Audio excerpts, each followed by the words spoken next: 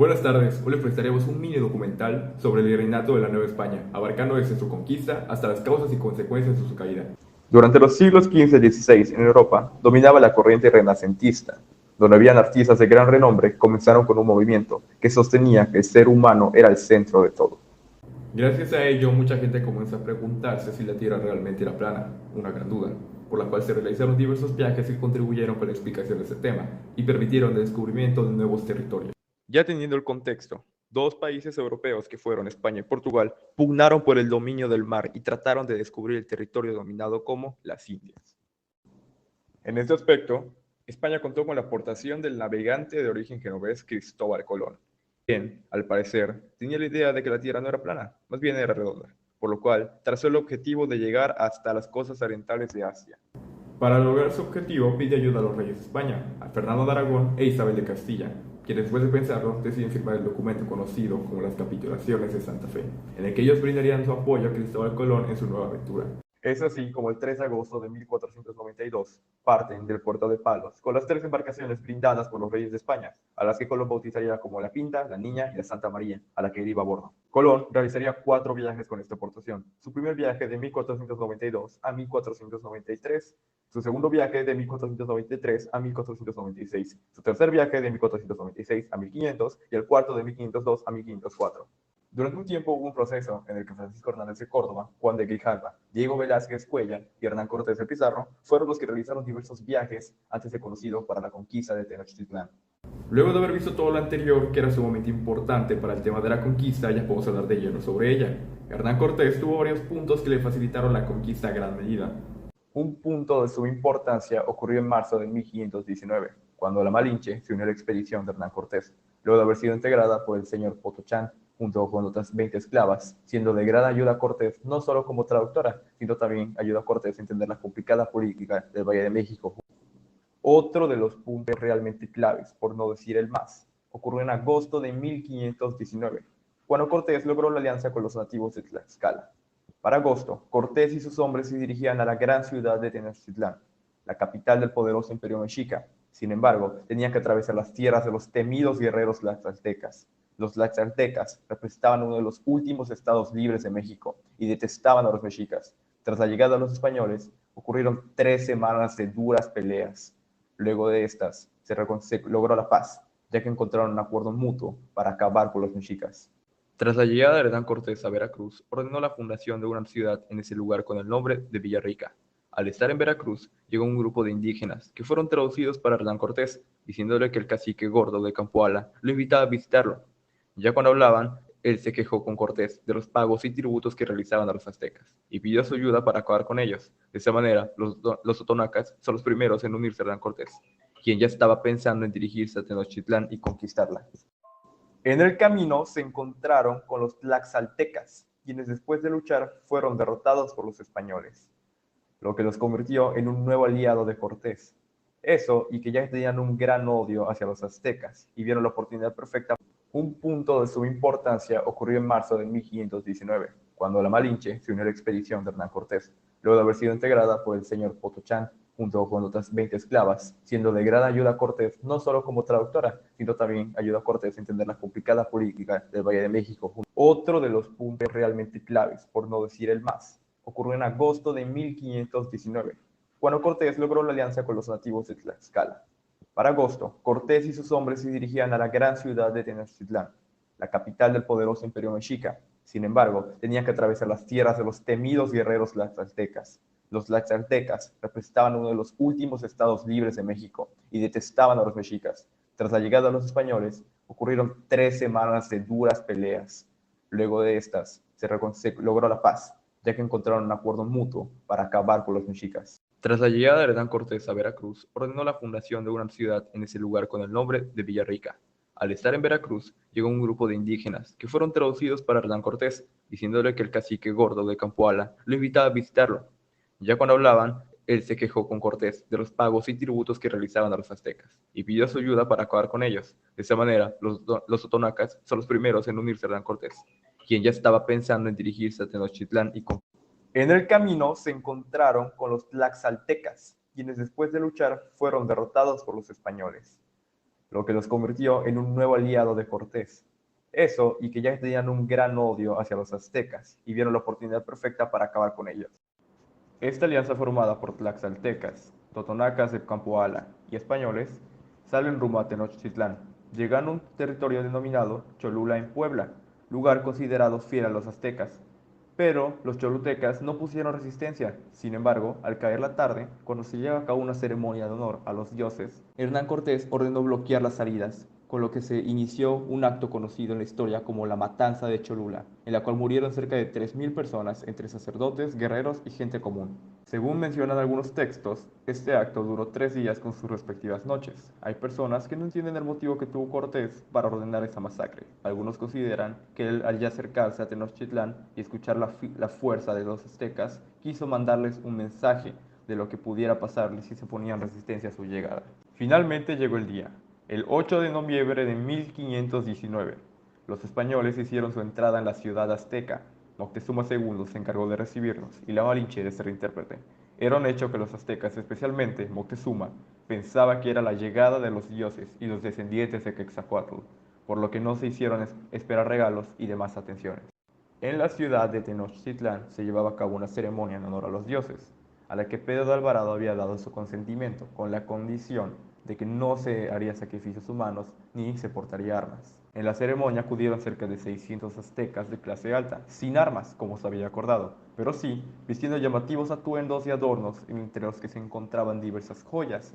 Al ver el oro que llevaban los aztecas, despertó en Pedro Alvarado la ambición, por lo que exigió a los aztecas que le entregasen el oro. Recibiendo una negativa, la reacción de Pedro Alvarado fue ordenar una masacre que en la historia se denominaría como la masacre del Templo Mayor. Los aztecas, al ver esto, no se quedaron de brazos cruzados y tomaron sus armas para comenzar a pelear. Hernán Cortés, al enterarse de eso, volvió rápido para intentar parar todo y hacer una tregua con los aztecas. Al ver que no podía, entró en desesperación y presentó a Moctezuma II como su rehén, obligándolo a tratar de calmar a su gente. La reacción de esto: le lanzaron una piedra en la cabeza que le causó una herida. Tras la muerte de Moctezuma II, asumió el poder su hermano Cuitláhuac, quien prepararía un ataque final en contra de los españoles. Este ordenó cercar el palacio donde se encontraban. Al verse perdido, Cortés ordenó abandonar Tenochtitlán la noche del 30 de junio de 1500. Al término de la batalla, Hernán Cortés, junto con la Malinche, se sentó bajo un árbol de aguacate y lloró por la pérdida de sus hombres. Cerca de 750 españoles y 4.000 aliados, junto con la mayor parte de las riquezas que habían adquirido. Cortés se dirigió a Tumba, donde se enfrentaron nuevamente con los aztecas el 7 de julio de 1520, acontecimiento conocido como la Batalla de Tumba. En ese lugar casi exterminan a los españoles por completo, de no ser porque Cortés se apoderó de un estandarte de un guerrero mexica, ganando la batalla sin merecerlo, ya que, por el hecho de poseerlo, significaba que la batalla estaba perdida. Posteriormente, los españoles llegaron a Tlaxcala, territorio aliado, donde los españoles se recuperaron y prepararon para un segundo ataque, con lo que lograron la conquista. En ese lapso, la epidemia de viruela negra ocasionó la muerte de cientos de personas, entre las que se encontraban Cuitláhuac, gobernante mexica. Ante esta situación, Cuauhtémoc fue nombrado emperador de los aztecas y se encargó de organizar sus tropas para defenderse del ataque de los españoles. En diciembre de 1520, Hernán Cortés inició su marcha con destino al Valle de México.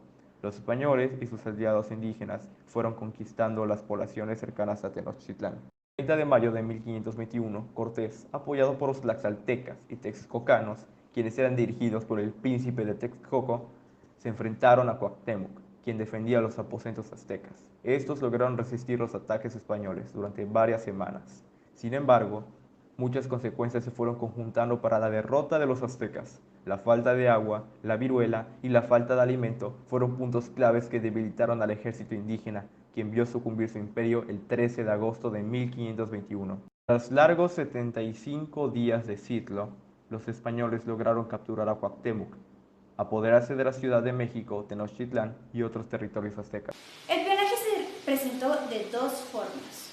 Una por los indígenas que perdían sus tierras a causa de la expansión española y que por ende tenían que recurrir a la hacienda para trabajos de peones. O también eran por peones que se endeudaban, que tenían que trabajar para pagar la deuda y no podían irse hasta que la pagaran. Esto era muy difícil de cumplir, ya que los sueldos eran bajos y por ende tenían que pedir prestado más dinero. Entonces, estas deudas jamás se pudieron pagar. Organización política. Después de la conquista, el territorio americano se extendió para incluir a los pueblos y ayuntamientos establecidos por los adelantados gobernadores, militares designados oficialmente por la corona.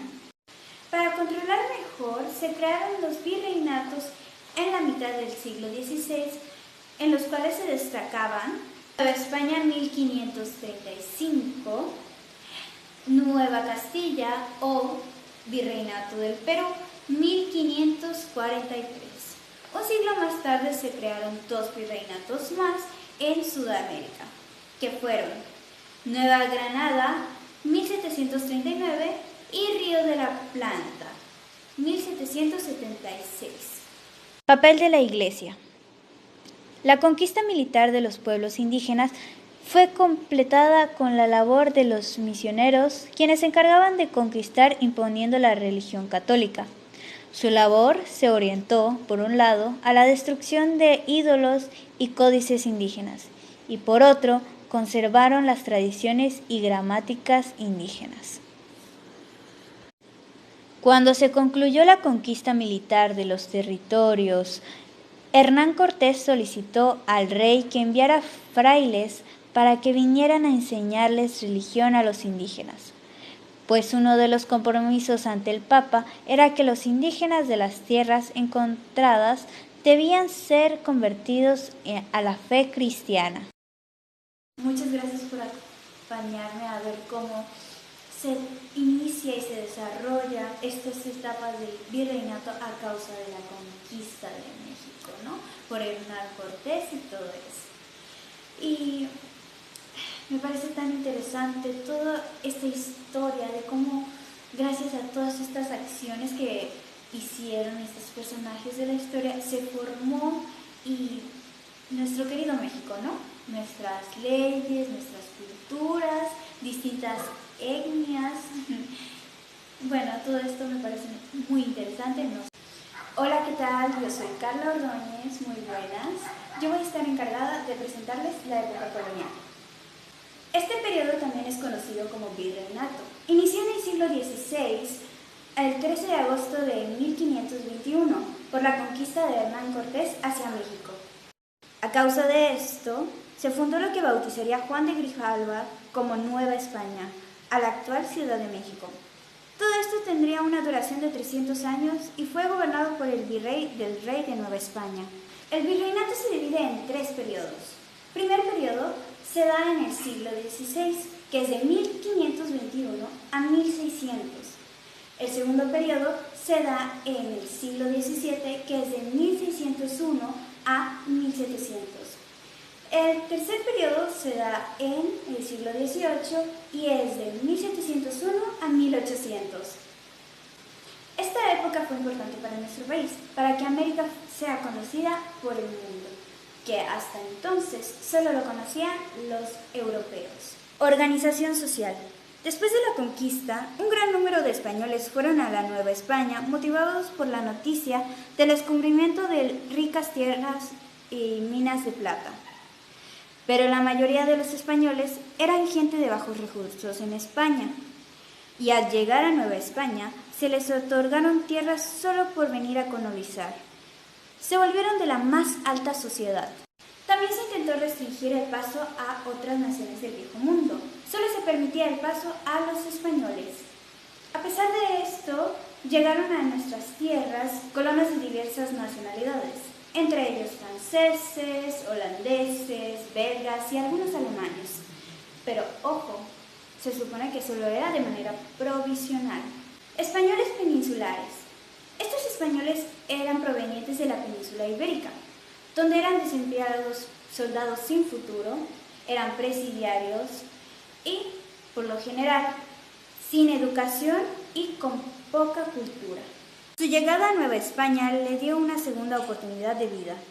Consiguieron títulos de nobleza, poder, privilegios, fueron dueños de grandes haciendas, lo que les permitió ubicarse en un grupo de élite y poder. Los españoles peninsulares eran muy egoístas. No permitían que alguien más tuviera el poder que ellos tenían. Así que las personas que no pertenecían a este grupo los hacían que permanecieran en puestos más bajos a ellos. También hubo presencia de distintas etnias, y esto dio lugar a nuevas clases sociales, como por ejemplo los criollos. Los criollos eran los hijos de los españoles que nacían en la Nueva España. Estos crecían con una gran cultura y educación, pero por el hecho de no haber nacido en España, no tenían el derecho de tener cargos importantes. Gracias a esto, los criollos se rebelaron años después contra los españoles en el siglo XIX. Mestizos. Los mestizos eran llamados así por ser hijos de españoles e indígenas. El padre del mestizaje fue Gonzalo Guerrero. La mayoría nacía fuera del matrimonio, y aunque fueran hijos de españoles, no se les tenía el mismo trato. Eran despreciados y no eran aceptados por la sociedad. También no se les dejaba trabajar en ciertos ámbitos. Solo se les permitía ser criados, amas de llaves, jardineros, encargados de carruajes, entre otros. Los indígenas. Los indígenas antes de la conquista, ellos ya tenían establecido sus clases sociales. Pero esto no importó mucho a la hora de que los españoles los conquistaran, porque a ellos no les importaba si entre ellos eran de una clase social alta.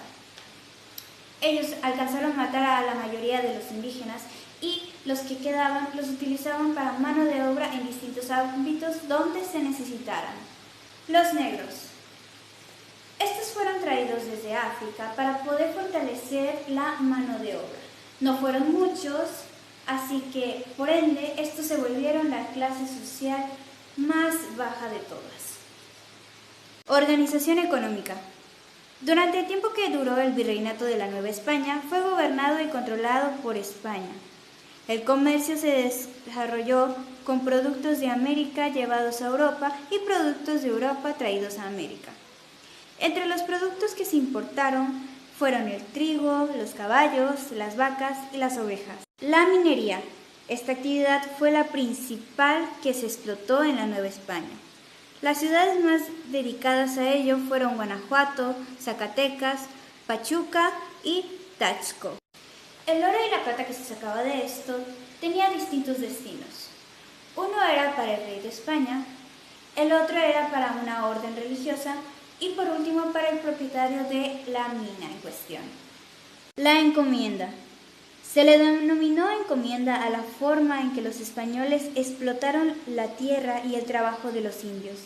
Era una forma de producir alimentos en la que los indígenas estaban obligados a trabajar las tierras propiedad de los europeos, y a cambio recibían cuidado, protección, alimento y la educación religiosa. Al establecerse la encomienda en 1524, la corona española concedió a sus súbditos españoles encomendados el derecho de apropiarse del tributo y de los servicios personales de la comunidad indígena, encomendados, como pago por sus servicios durante la conquista y la colonización. Repartimiento o cuatequil. Este consistía en que un alcalde mayor llevaba a un grupo de indígenas a laborar en estancias ganaderas o en las minas por espacio de una semana, y luego rotaban con otros grupos de indígenas para realizar otras faenas, por ejemplo, como el servicio personal al interior de las haciendas. Era un trabajo obligatorio para todas las comunidades indígenas. Los indígenas recibían a cambio del trabajo un salario reducido, pero debían pagar tributo a su encomendadero, a la iglesia. Etapas de la Guerra de Independencia. Primera etapa. Iniciación. 16 de septiembre de 1810 a 21 de marzo de 1811. Desde las 5 horas del día 16 de septiembre de 1810 se dirigieron a San Miguel el Grande, la Unión de la Reina, para salir a Totonilco. Allí, en el santuario donde Hidalgo tomó la imagen de la Virgen de Guadalupe pintada al óleo, para que sirviera de identidad y unión entre los miembros del movimiento insurgente. Desde ese momento, la imagen de la Virgen se convirtió en la primera bandera de México independiente. El 19 de septiembre de 1810 salieron las fuerzas insurgentes de San Miguel rumbo a Celaya y se detuvieron en la hacienda Santa Rita. Ahí fue donde Hidalgo recibió el título de general del ejército. Allende fue nombrado teniente y Aldama mariscal. con el fin de organizar a la multitud que pertenecía a ser un cuerpo militar. Cabe mencionar que conforme iban dirigiéndose a la capital, se les sumaban pobladores de todas las marcas, pueblos y ranchos. El 30 de octubre de 1810 resultó victorioso el ejército insurgente. José Antonio El Almo Torres, nacido en Guanajuato y dedicado al campo, se sumó a la causa presentándose ante Hidalgo y este le recomendó preparar a Guadalajara para su llegada. Abril de 1811 al 22 de diciembre de 1815. El virrey Francisco Javier Venegas envió a Francisco París para combatirlos con la batalla, la cual se llevó a cabo el 4 de enero de 1811, cuyo resultado fue la victoria para los insurgentes. Otra batalla importante de Morelos fue el sitio que se desarrolló entre el 18 de febrero al 2 de mayo de 1812, cuando se enfrentó a Félix María Calleja. Al término de la Guerra de Independencia, Narcio Mendoza alcanzó el grado de teniente de coronel del ejército mexicano. Morelos se dirigió a Orizaba y después partió a Oaxaca, en el lugar donde se fundó el periódico Correo Americano del Sur. Los principales puntos son: América es independiente de España y de cualquier otro país. La religión católica sería el único culto. Los nacidos en América ocuparían los puestos públicos. Debería de respetarse la propiedad privada.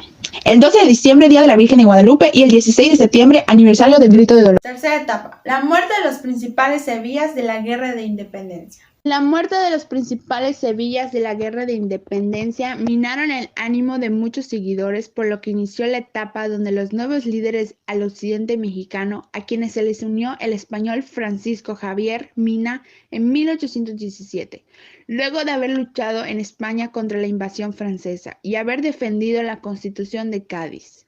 Posteriormente se dirigió al rancho del Venadito, donde libraron una batalla el 11 de noviembre de 1817. Cuarta etapa. Consumación de 1820 a 1821. Etapa final de la Guerra de Independencia.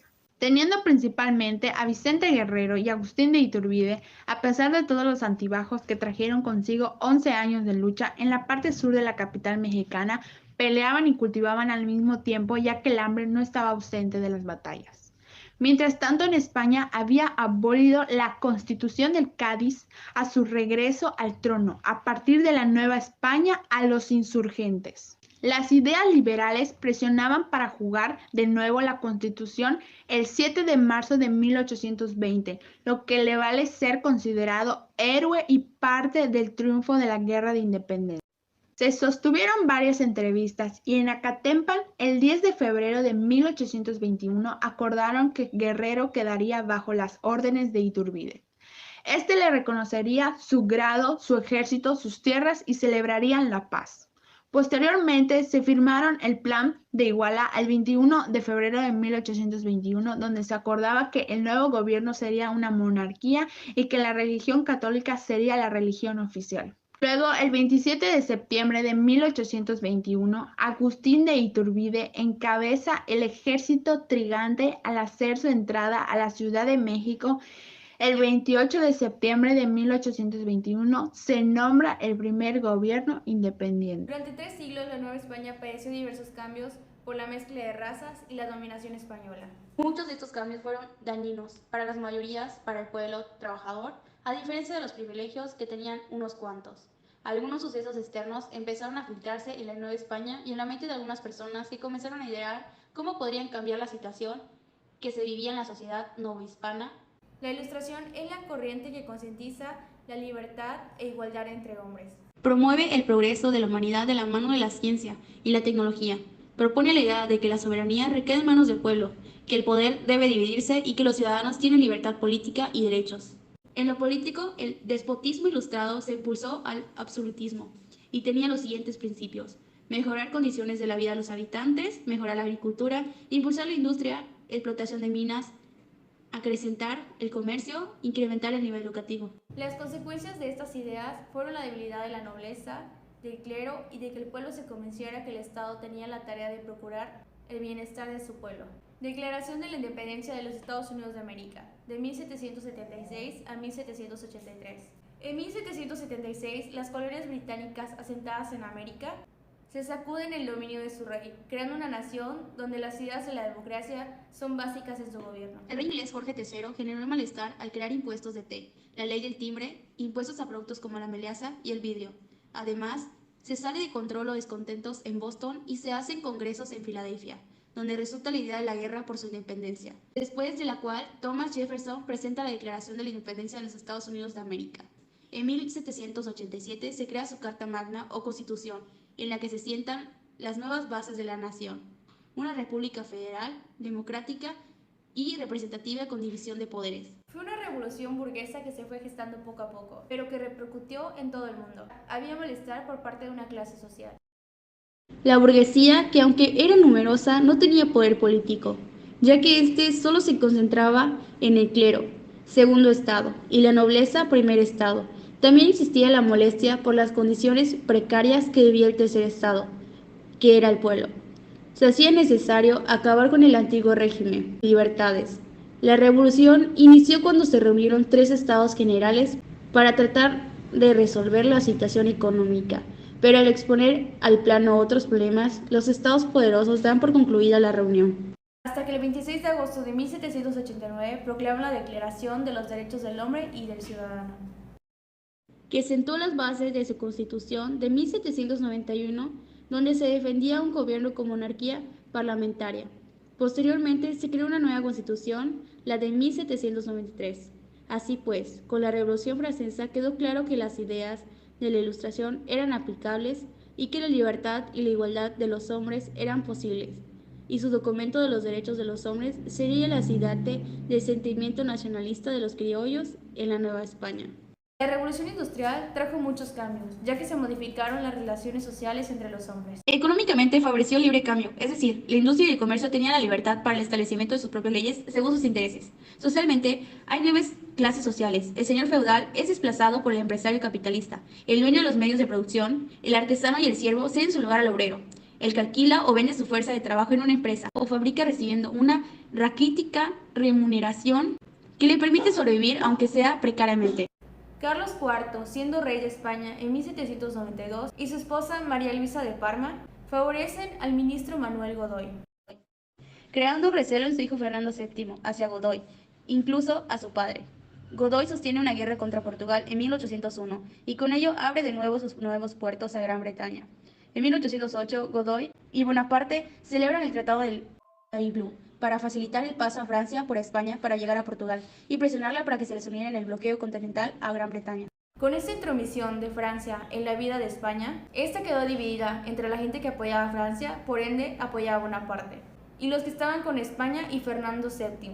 Francia no se conformó con este acuerdo. En 1808 se suscita la visión de Bayona, que consistía en la que la familia real renunciaba a la corona a favor de Bonaparte. Napoleón se dedicó a invadir España, hasta que el 26 de agosto de 1789 proclaman la Declaración de los Derechos del Hombre y del Ciudadano. La Revolución Industrial trajo muchos cambios, ya que se modificaron las relaciones sociales entre los hombres. Carlos IV, siendo rey de España en 1792, el pueblo se levantó en guerrillas, a la vez que conformó juntas locales y gubernamentales en Sevilla, Oviedo, Aranjuez y Cádiz. En estas juntas se desconocían las órdenes de Bonaparte, que gloriaban a Fernando VII como rey de España.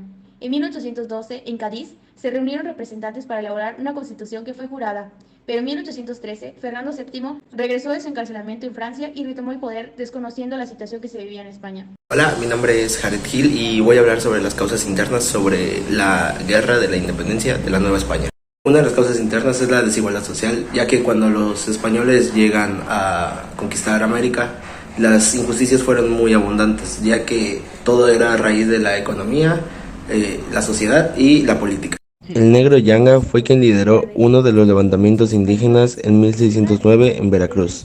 Él y los rebeldes se refugiaron en algunos bosques donde combatieron a los blancos, quienes le concedieron algunos derechos y los dejaron fundar un pueblo al cual llamaron San Lorenzo de los Negros, mismo que se convirtió en el primer territorio independiente de la Nueva España. Otro levantamiento indígena surgió en Yucatán, en la población de Cisteil, en 1761. Jacinto Canec fue el que lideró el movimiento rebelde. Para su comunidad él era el legítimo rey. El nombre real de Canec era Jacinto Buc de los Santos, originario de Campeche de 30 años de edad. Él se presentaba como un mendigo y adivinador. Decía que podía curar enfermedades, prometía revivir a los muertos, decía que podía volar, incluso se decía llamar el mayordomo de Jesucristo. El movimiento inició cuando Diego Pacheco, comerciante español, se hospedó en el mesón de Cisteil. Canek entró con sus seguidores al tiempo que le preguntaban el motivo de su visita, a lo que Pacheco contestó que tenía derecho a estar ahí y que Canek era un simple borracho. El maestro de coro Luis Kawich huyó a Tixcacaltuyup a informar el suceso al capitán Tiburcio Cosgaya, quien llegó al pueblo para imponer el orden. Los indígenas los recibieron con palos, machetes, estacas y algunas armas de fuego.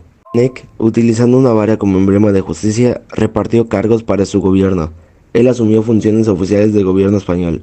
Canek se autoproclamó líder religioso. Consagró sacerdotes, administró sacramentos, rezó el rosario e hizo una novena en honor de Nuestra Señora, y llegó al grado de colocarse la corona de la Virgen. Diciembre de 1761.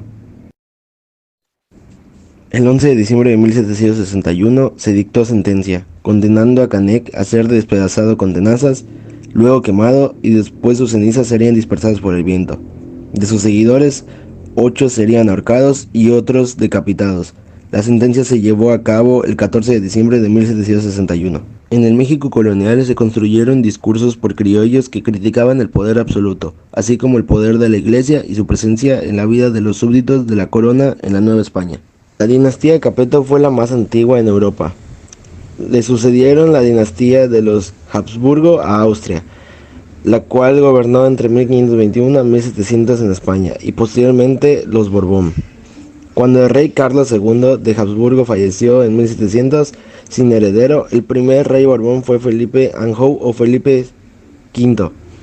Su tercer hijo, el rey Carlos III de Borbón, gobernó de 1759 a 1788. Logró estimular una producción de productos diversos, pero también hizo crecer la agricultura y el comercio colonial. Una actividad que sufrió modificaciones fue la minería, ya que se propuso una reforma para convertirla en una actividad lucrativa. En general, logró estimular una producción de productos diversos, pero también hizo crecer la agricultura y el comercio colonial. Una actividad que sufrió modificaciones fue la minería, ya que se propuso una reforma para convertirla en una actividad lucrativa.